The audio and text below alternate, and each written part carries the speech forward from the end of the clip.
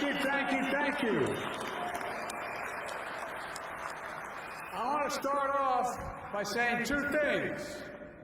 Number one, the only reason I'm standing here as your President of the United States of America is because of the IBEW came on with me early.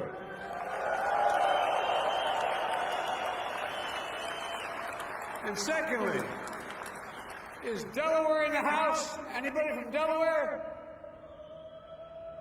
Holler loudly, man, because I want to see you after this is over. Folks, please sit down. Please sit down. Well, Ronnie, I want to thank you. You're a dear friend and one of the great leaders of labor in our time. I mean that. You've been there every time. I also want to thank the IBW leaders, Kenneth Cooper, Chris Erickson, Paul Noble, and as I said early on, the IBW was with me when I was a kid running for the Senate in Delaware, and some of them are back there somewhere. And I'm also proud of our Secretary of Labor, a card-carrying union member, Marty Walsh, fighting for union and worker power every day. But Lonnie, I only have one problem. Sometimes I can't understand him. He talks about cows and cow bonds and all that kind of thing. I wonder what he's talking about sometimes. He's the best, man. If you got me in a foxhole, you want him with you. And folks, there's an expression where I come from. You go home with them that brought you to the dance. You all brought me to the dance. And I mean it. I said early on, that I was going to be the most pro-labor union president we've ever had, for a simple reason. You allow workers to maintain their dignity. You allow them to hold their heads up high. I mean it. It's a lot more than just what you do in terms of their paychecks and their benefits, but it's about their dignity. My dad used to have an expression. He said, Joey, a job's about a lot more than a paycheck. It's about your dignity. It's about your place in the community. It's about, and I swear to God, this is what we say. It's about being able to look your kid in the eye and say, honey, everything's going to be okay. But the union movement in the United States of America is the primary reason why that happened. Primary reason why that happened. Folks, look, there's so much. There's not a lot, but so much work to decide. Basically, is first of all, thank you for your support. Thank you. The real reason I'm standing here today is President.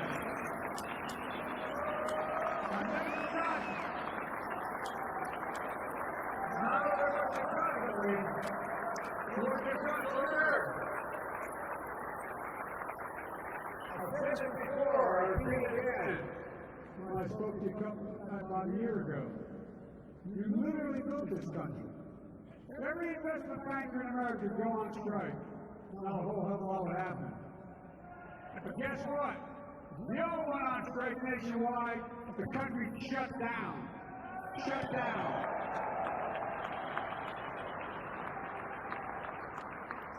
You've heard it 1,000 times when I was running for office. 1,000 times. The middle class built this country. The plan was to build this economy around you. From the middle up and the bottom down, to the bottom up. I'm so sick and tired of trickle-down economics. It only trickles to a few people. When the middle class does well, the poor go way up, and the wealthy do just fine. But I said Wall Street didn't build this country. The middle class did, and unions built the middle class. Not labor, unions built the middle class.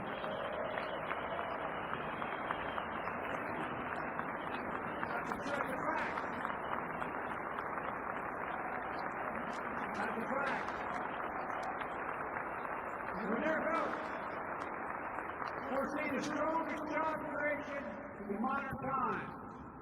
We inherited an economy on the brink of a Great Depression. Millions of people losing their jobs, losing their homes, but even more importantly, losing hope. Look at the economy today.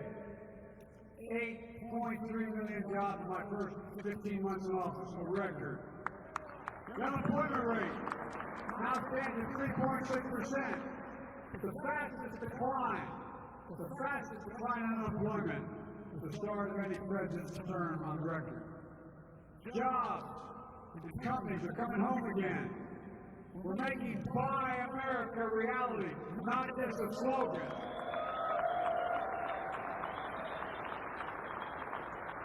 Look, folks, our economy's gone from being on the mend to being on the move.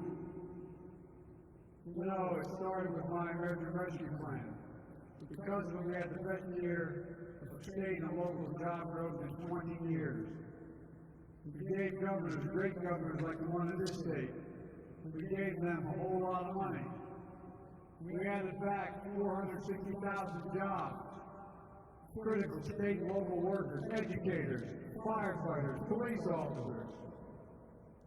This includes a record 279,000 education jobs in 2021 because they didn't have the tax base to be able to hire them. The American Rescue Plan provided eviction relief, funding for states and cities to allocate to the landlords and renters, help them keep a roof over their heads, 5 million households. Remember those long lines you'd see in the television? People lining up in all kinds of vehicles just to get a box of food in their trunk. How quickly we forget? People were hurting. What did the MAGA crowd want to do? Forget it. Forget it. God, this is the United States of America. The idea that people would have to wait in line an hour and a half to get a box of food into their trunk. It's unbelievable. No, the American Rescue Plan helped 41 million people with food on the table. 41 million. Money in the pockets of hard-working Americans who no fault of their own when they're in trouble. It was families, what my dad called, just a little bit of breathing room. Now, not only is infrastructure weak, finally arrived after 4 years of the other guy, we can look forward to an infrastructure decade for 10 years.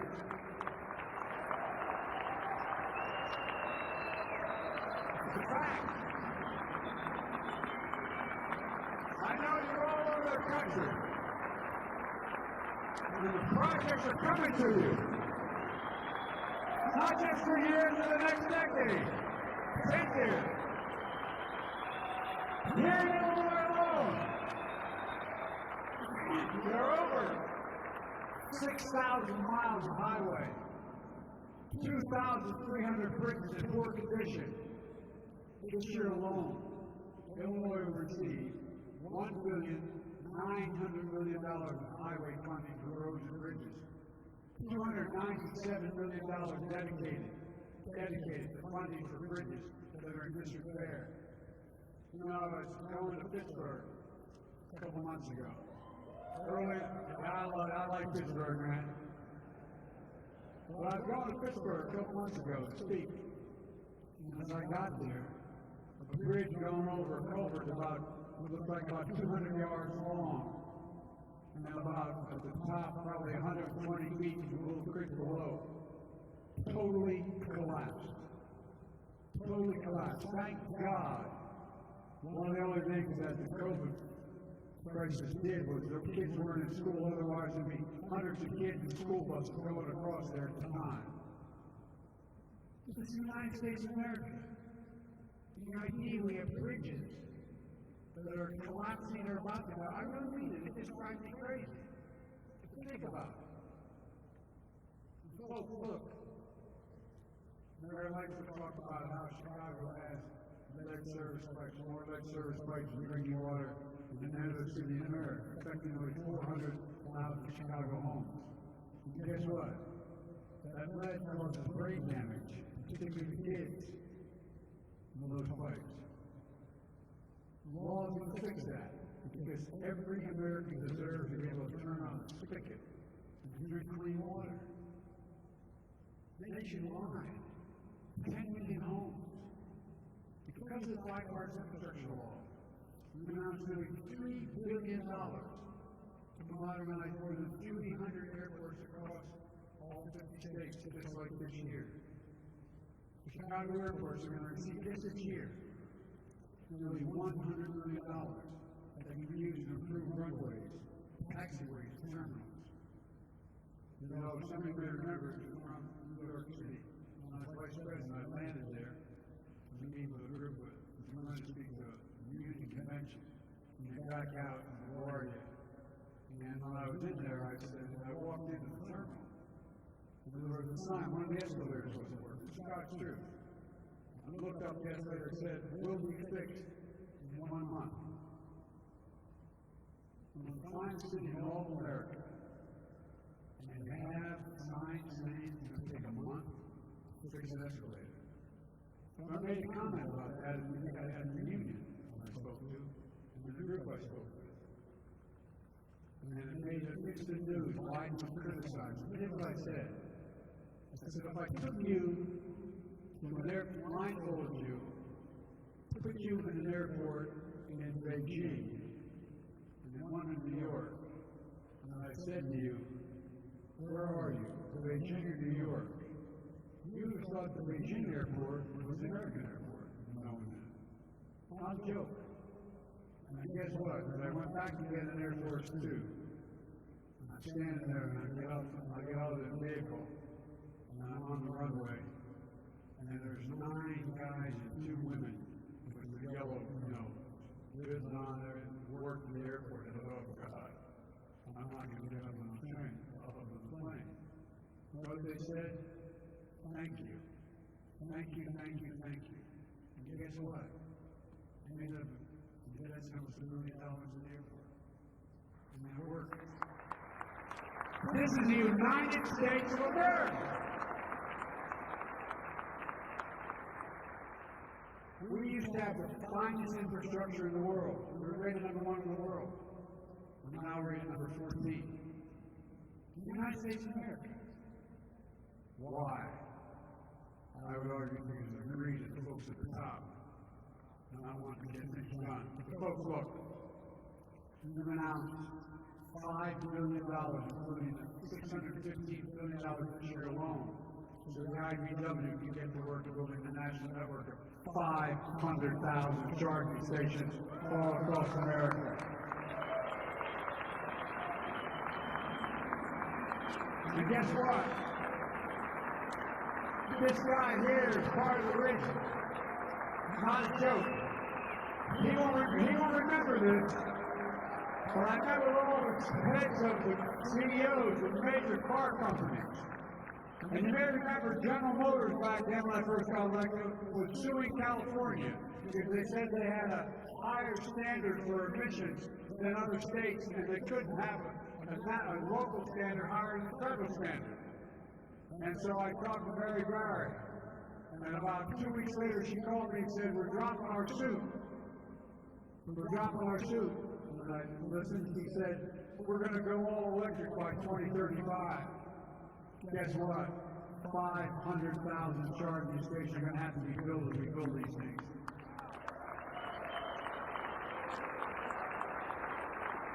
And I think this guy's partially to blame. Look, more than $20 billion, so IBW workers can modernize our electric grid, building larger, more resilient transmission lines that can withstand storms, get new clean energy to our homes. Think about it, folks.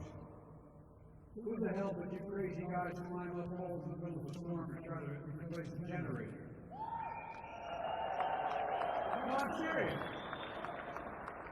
I'm genuinely serious. People don't get, we have to let people know more what you actually do. We're investing $65 billion with highly skilled and certified IBW work members who can deliver affordable, high-speed internet everywhere, rural, urban, suburban. Just this week, I announced that 40 million low-income Americans from families of four earning less than $55,000 a year will get high-speed internet installed in their homes for free. Free. Free. We work it out with internet companies. Nearly 40% of households in America will qualify. We can't be a country where a mother has to drive up to a McDonald's parking lot in the evening with her child just so he can get on the internet to do his homework. This is in the United States of America, for God's sake. And what this means to all of you is good-paying union jobs. Jobs you can raise a family on. Jobs that can't be outsourced. This law is about more than rebuilding infrastructure. It's also about rebuilding the middle class. As I said, unions built the middle class. And that's why we made sure the infrastructure law included significant labor protections. For example, the overwhelming majority of the funds included in the law are subject to Davis Bacon requirements. So folks who are building our country can earn a prevailing wage. Look, before I would strongly encourage you, grantees to get infrastructure funding to use project labor agreements. To ensure that workers building the major projects are well trained, highly skilled, and have a voice on the work site. That's why I continue to call on Congress to fully and finally pass the PRO Act, which makes it easier for workers to organize unions.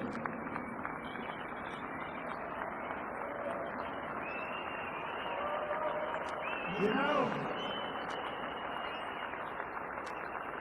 I'm not just saying this to be pro. You're not saying this because I'm pro-America. Look, when Congress passed the National Labor Relations Act in 1935, it didn't yet say we should allow unions. Everybody forgot this for a long time. What it said is, we, the federal government, should encourage unions and collective bargaining. That's what it said. There was a reason for that. Let's be clear for our Republican friends. You can't say you're for working people and vote against the PRO Act. It's not consistent. Look, we all know why this matters. Union members get higher wages, better benefits and health insurance, paid leave, protections against discrimination and harassment, safer and healthier workplaces. But there's another reason. Workers join unions to gain power. That's what it's about. The only way to match power is with power. It's the only way to be done. You can't count on the good reasons. Major corporations decide they're going to help. Power is needed to be exerted to deal with power. Power over decisions that affect your lives. Unions provide, in one word, democracy. Rebuilding America with union labor is also smart for business. This is the point I make. Why do I not get many arguments with CEOs? Smart for business. Why? When union workers run together, projects are completed efficiently and professionally. And they ultimately save money. For folks at home, maybe you're not in a union, or no one even who's in a union, but know this, it's hard work. You've got to earn it. Ask a journeyman electrician, and anyone journeyman computer today. I'm serious, think about this. When you guys got to talk, with all due respect, you got to talk more about this. But the fact is, it takes 4 to 5 years as an apprentice. 8,000 hours of training. Now, apprentices you get paid when you're doing it. But the power goes out in the storm. Why do you think? Who climbs up that pole? All the snow and the rain are still coming down. Union workers, the best workers in the world. This is not, again, I'm not trying to deny you. I need to consider it. Why, if you have the capacity, do you not hire a union worker, whatever the job, not just IBM, a union worker, to do the job? Seriously.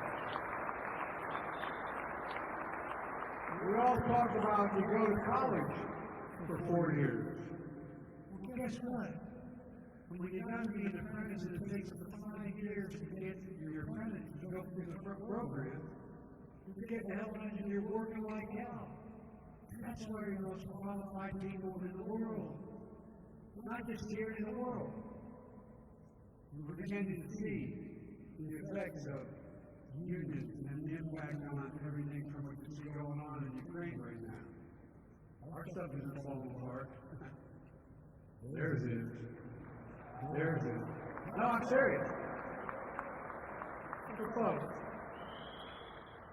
the quality of work is good for the American taxpayer. We're not costing the American taxpayer money, we're saving them money. No, you guys don't say this enough, quite frankly. If you don't mind my saying so, all the family here. You don't say it enough. It's good for families in every neighborhood. The infrastructure projects are underway. Look, here's the deal. Building an economy from the bottom of the middle out doesn't happen by itself. For example, I know folks who are concerned about inflation. I come from a family. I mean, like most of you. Where the price of gasoline went up significantly, the price of food went up. As we talked about at the dinner table and the kitchen table. It meant a lot. We felt it. We felt it. I understand.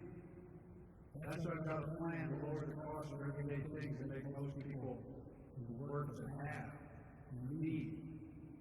And that would fundamentally change the standard of living. If we just make things more affordable. There's more than one way to deal with the impact on a family. And then what we're doing, we're going to beat inflation. But beyond that, it's all about quality of life. You know, remember my dad used to say, if you had an opportunity, my dad, I guess, made back in the late 60s, probably made the equivalent of $20,000 a year, wasn't that salary? For the was great, he had 4 kids. And if someone came on and said to my dad, I can guarantee your salary's going to go up $500 a year for the next 10 years, or we can make sure you can go to college a lot cheaper than it costs now. I can make sure the cost of electricity and energy in your home is down, not up. I can make sure you're going to be in a position where you're going to have the roads in front of the house are going to be paved. What do you ask for? My dad would say, all the rest relates to my standard of living. That's what I'm supposed to be concerned about.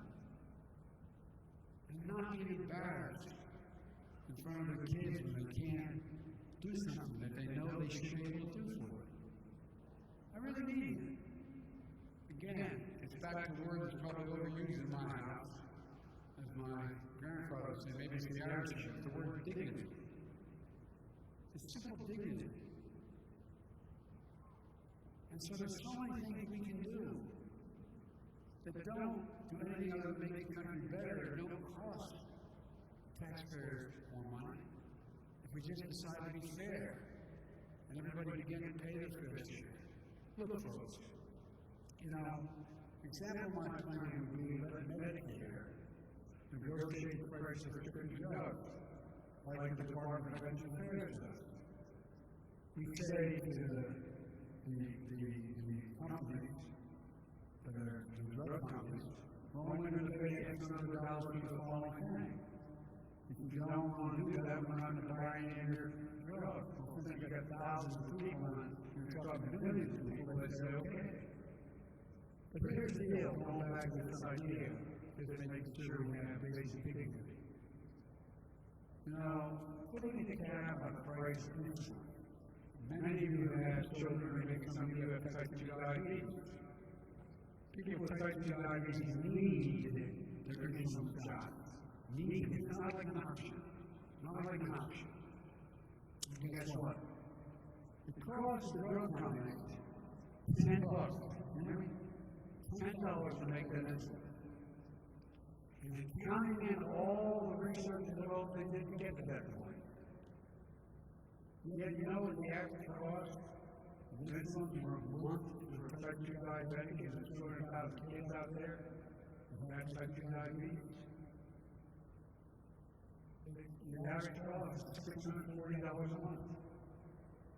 Now what the hell do you do if his mom or his dad, who don't have private insurance, and they don't have coverage. Not only you look at your child, let me just say from the bottom of my heart. You look at your child, not only you worry about where they're going to live, because you got to divide up a little tab and then stretch out. What do you think it does to you as a parent looking at your child? Talk about being proud of your personal dignity. What the hell are you doing? Why? What is the difference in the make? And millions of Americans struggle every single month for this child. Get this child here. In a city like theirs, sir, in a major city in America, it costs about $14,000 a year per child who's not school age. I remember. I was 29 years old. You guys helped get me elected to the United States Senate. Wasn't all to be sworn in. I was down in Washington, interviewing staff before I was sworn in. I got a phone call from the first responders in our state. You got to go home from an accident. This is what happens in a tractor trailer on the road side of your white car or 3 kids on a Christmas shop. And the poor young woman put on the phone and said, your wife's dead, your daughter's dead, and your boys are hurt. So I went home, honestly. I didn't want to stay in the Senate. I wanted no part of it. Because some really fine men, one Republicans, 5 Democrats, they convinced me that, well, Joe, just come today, 6 months, help us organize. You know how smart I was? We would like 58 Democrats. And the Democratic governor in our state, we appointed him as a Democrat. So there's no chance I had to help. Well, one of the things I found out was I'm going to take care of 2 boys. Almost 3 ounce door. I couldn't afford it. I couldn't afford childcare. Not a joke. I was making $42,000 a year with a lot of money in the U.S. Senate. I couldn't afford it. And thank God I got a big family. My dad was the same family that became the middle of the end. My sister moved in, I bought a little farmhouse, and my brother was a single, moved in, took a barn and turned into an apartment. Every morning I drive to the train station, drop my kids off at my mom's. A lot of help. But it made me realize, how about that single woman? The high school education left. 2 little kids with a dad. Oh, God, they can make it. And yet, how can they go to work? The point being that, if we had said, they're going to make another family, make another $120,000 a year, but not able to pay more than 7% of their income for child care, we cut half as far as child care on a regular basis. Making it easy for money for a whole lot of people to get to work. And put over 200,000 women back in the job market, only because they can't afford child care. Folks, imagine what that would mean for the standard of living household. So there's no reason why we shouldn't get a tax credit for whether right or wrong.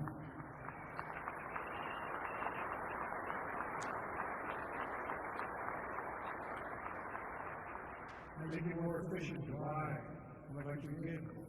My plan does that. That was literally a dozen CEOs of various large utility companies.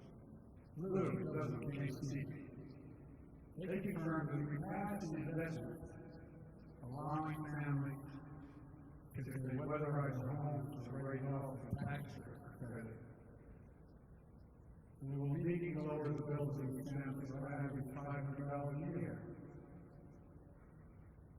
We do these things without making a lot of tax breaks. We did tax large corporations, royalties, and revenues, but they can't take part of their fair share of taxes. No one making less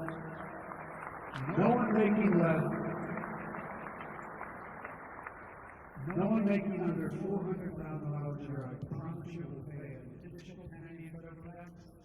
I said that again, and I kept that commitment. Meanwhile, right now, the average billionaire is about 790 and so on in America. You know what their average tax rate is? 8%. UIDHT. 8%. Now,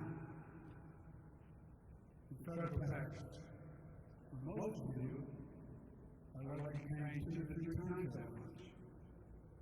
No billionaire should be paying a lower tax rate than a teacher, firefighter, electrician, cop.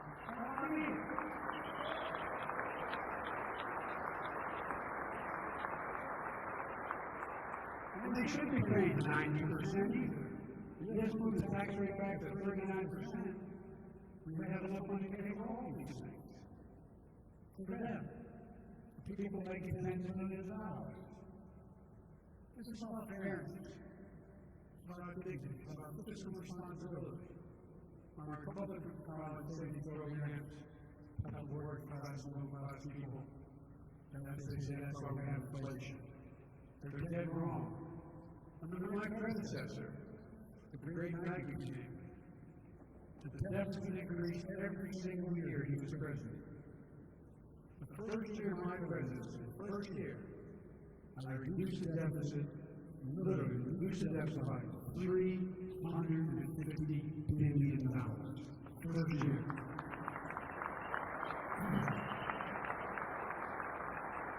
And this year, we're on track to cut the federal deficit by $1,500 billion, the biggest decline in debt ever in American history. It matters to families. Because reducing the debt is one of the main ways that we can ease inflationary pressures. But pay close attention. I believe in bipartisanship. Right now, the majority of Republican friends just think differently. They don't want to solve inflation by lowering costs.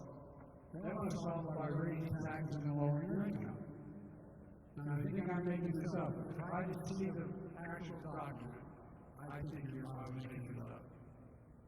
I think it's good. It's a good thing when American families have more money in their pockets. American workers are very, all this concern. American wages went up 5%. Oh my God. And all of a sudden, we're supposed to be happy. Republicans in Congress oppose the plan. Will make working families, American families, poor. Now, I'm not using it as a security law of Republican friends. They're wrong with all of these anyway. But Senator Rick Scott, a Republican of Florida, laid out a plan in writing. I call it the MAGA plan. Make America great again. It's in writing. Here's what it does. It raises taxes on 75 million American families. Over 95% of whom earn less than $100,000 a year in combined income. It would raise taxes by nearly $1,500 per family. It's all already. It's all online. They got taxes. I propose an minimum tax for billionaires. The Congressional Republicans have proposed an minimum tax for teachers, firefighters, and electricians.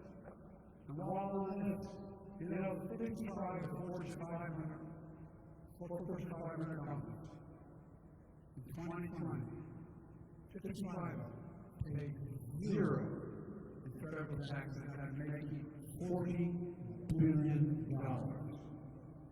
$40 billion. Zero in federal taxes. It isn't right. I propose a minimum tax for corporations that asks them to pay their fair share in taxes. Senator Scott's plan, but no pun intended, scot-free. I want to strengthen Social Security benefits, make folks work their whole lives, pay into it, ensure they have it. I want to give Medicare the power to negotiate drug prices. I I want states to continue to expand Medicaid.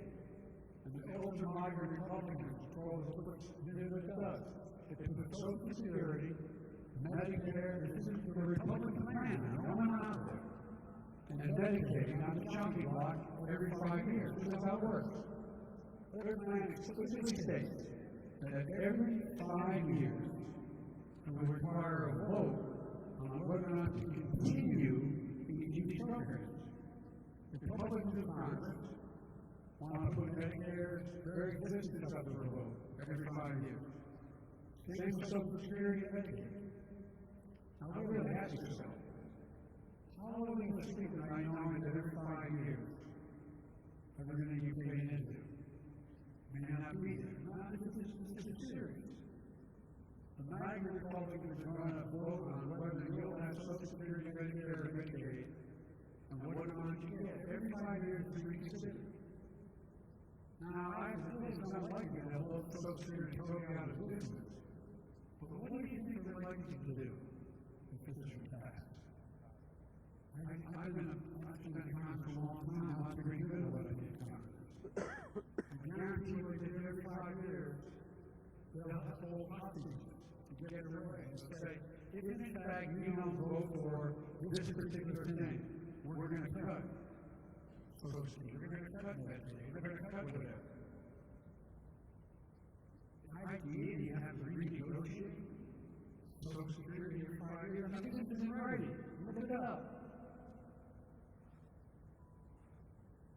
You know, they're going to say, no, stop investing in clean energy because you don't like it. We don't think it's global warming. We're going to cut the following. Well, this is not who we are. So we've got to keep fighting for our economy. It's about fairness, equity, and opportunity. It's about America. About America. And folks, you know, my mother used to say, everybody graduates up to the lab and look hard. Now, so let's close with this. Last month, I visited the main airport in Portland, Oregon, to make sure that it should be funded by Worke. Being funded by the Bipartisan Innovation Act. I met a woman named Lauren from IBW Local 48. She came up to me and she shared what the job meant to her. How she grew up poor, was raised by a single mom. And she bounced around in different careers until she became an apprentice at the IBW. Putting into her years and the thousands of hours she needs to put in to become a journeyman electrician. Lauren told me that the airport will symbolize the crown jewel of the Pacific Northwest. It will also symbolize something else, a better life. A better life for an IBW member. It will be fairness and dignity in the workplace. And it will be a symbol for a better America. Because the IBW is getting started. Folks, I promise you that I'll be the most pro-union president in American history. Because I know this.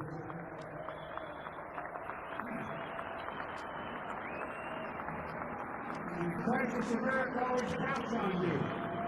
So you can count on me to keep fighting for you. Keep going. Keep building. Keep the faith. God bless you all. May God protect our troops. Thank you. Thank you. Thank you. Thank you.